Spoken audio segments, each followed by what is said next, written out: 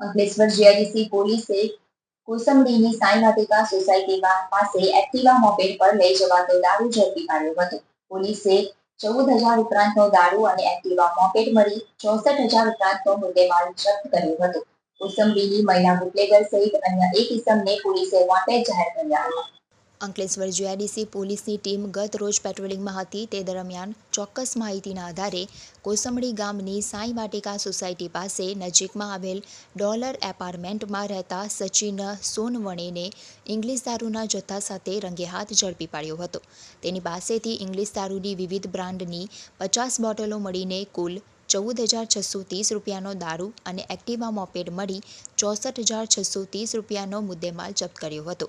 તેની પ્રાથમિક પૂછપરછમાં કોસંબડીની વ્રજવિલા સોસાયટીમાં રહેતા જયેશ પ્રભાકર પવારને કોસંબડી ગામ ખાતે રહેતા મહિલા બુટલેગર પૂનમ વસાવાનું નામ સામે આવતા પોલીસે બંનેને પણ વોન્ટેડ જાહેર કરીને તેની ધરપકડના ચક્રો ગતિમાન કર્યા.